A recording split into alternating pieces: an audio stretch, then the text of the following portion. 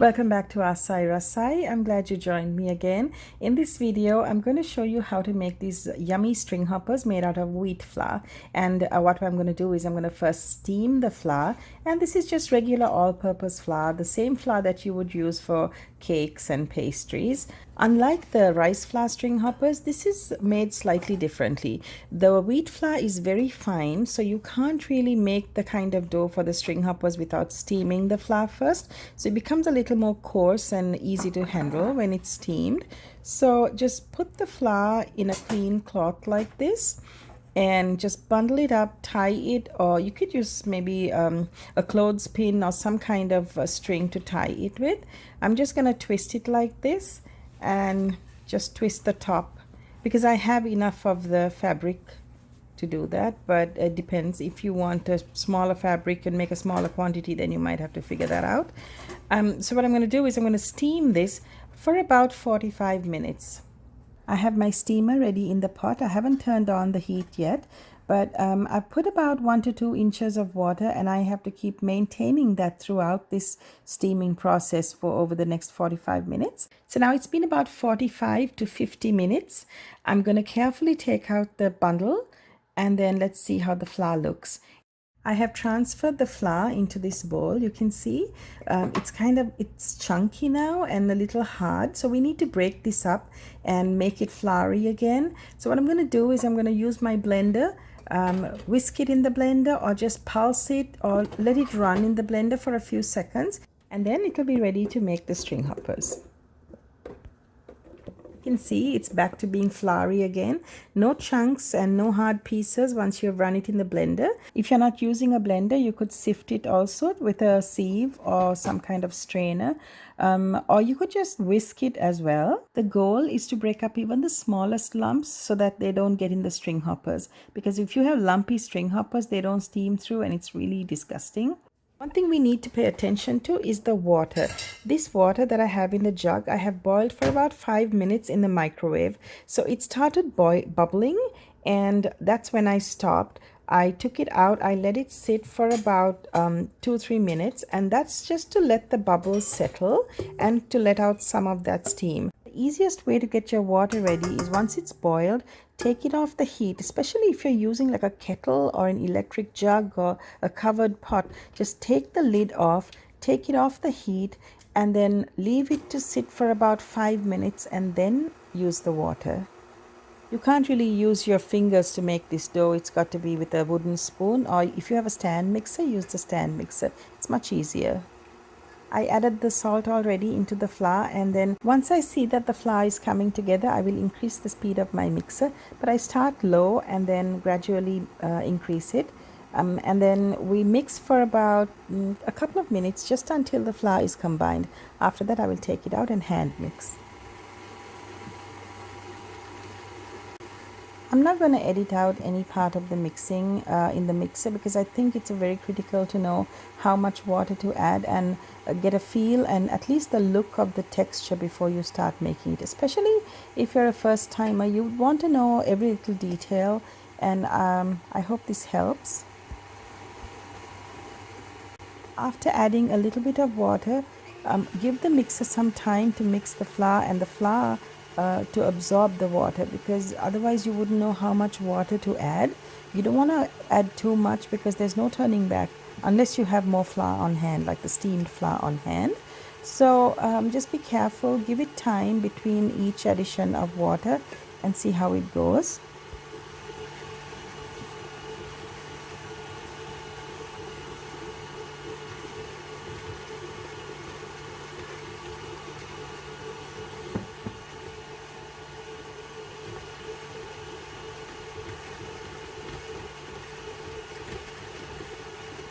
You can see what the dough looks like now. It's really lumpy, but it hasn't come together in a ball, and that's what I'm going to work on now with my hands. At first, when you start mixing with your fingers, you might think that the dough is a little bit sticky, but keep mixing, and gradually the dough will come to the right texture. You could also test it by washing your hand and using sort of a damp or wet hand to mix the dough and see if it doesn't stick, then you're still good. Your dough is the correct consistency. Here, let me wash my hand and show you. I just washed my hands with cold water and I'm using a wet hand now to just mix the dough, and it's not sticking, you see? We're not going to knead the dough like we're making bread or something. We're just combining the flour and making sure that the dough is smooth and well combined, and the flour has absorbed all the water. So you're going to mix it by hand like this until your dough is not lumpy and it's just very smooth. This step of mixing by hand should take about 2 or 3 minutes at most. If you over mix it, then you're going to work up the gluten in the flour. And now this dough is ready. Let's make our string hoppers. I have my string hopper mats ready. I'm just going to stuff the cylindrical part of my string hopper press with some of the dough. If you don't have string hopper mats, you can use like an inverted wicker or a bamboo basket. Turn it upside down and directly press the string hoppers onto the mat in the round shapes like I'm showing you. And I think you can get away with that hack and make some string hoppers. Another option would be to get that bamboo steamer and those bamboo mats that come for the steamer, so that you could directly press the string hoppers in that round shape onto the mat and steam it. Those are just some options that I can think of if you can't buy the mats. Sometimes, you know, these things have to be bought from Sri Lanka. They're not really available abroad, and we just have to be creative and figure things out. I'm sure there's ways that we could do these things.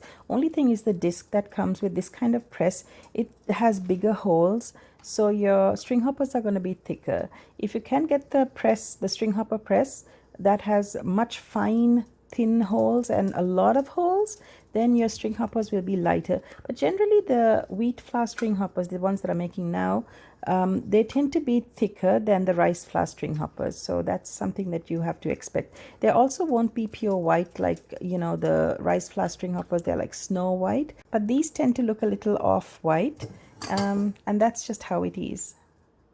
Squeeze out the dough and go around the mat about twice. If you do more than that, your string hoppers are going to be really thick and they wouldn't even steam very well. So you want to have a nice layer of the dough on top, but not too thick and not too thin that they fall apart. They need to, the strings need to kind of cling on each other to hold its shape. So just twice would be perfect for this size mats, and these mats are pretty small. As soon as you have one batch ready, like one stack, immediately put it into your steamer and start steaming. And that's so that the string hoppers don't sit on your counter and dry out before they're steamed. So just have everything ready to go. When you start to squeeze out the dough onto your mats, that's a good time to turn on your steamer. While this is steaming, and it takes about 3 minutes for it to be done, I'm going to be making my next stack of string hoppers, so that once these come out, the new stack is ready to go in. It's been 3 minutes now, and you can see when you press on the string hopper like this, it doesn't stick to your finger. It springs back, and it should peel off the tray or the mat very easily also if it's done. And I just burnt my hand right there. So just be very careful with your steam. I can't stress this enough. When you put your hand in to take the string hoppers, or when you put another stack in, your hands can burn for the steam. So just kind of open the pot and let the steam out a little bit and then start to work. And every time you take a stack of string hoppers out of the steamer, put more water in. And that's how you make the wheat flour string hoppers with the steamed all-purpose flour. If you like this video, like, share and subscribe to my channel, Aasai Rasai. If you have questions about this video or any of my videos, feel free to ask and I will reply. I can help you walk through any of my videos and help you succeed in making these Sri Lankan recipes. Also, if you're thinking about what to pair this up with, you can use any white curry like the kirihodi, the potato curry, or a dal curry. You could use a non-veg side dish, and of course a pol sambal always goes with string hoppers, or even the yellow sambal. All those recipes have been uploaded on this channel, so look up my playlists and browse through the videos, and if you have questions, like I said, feel free to ask. Thanks for watching.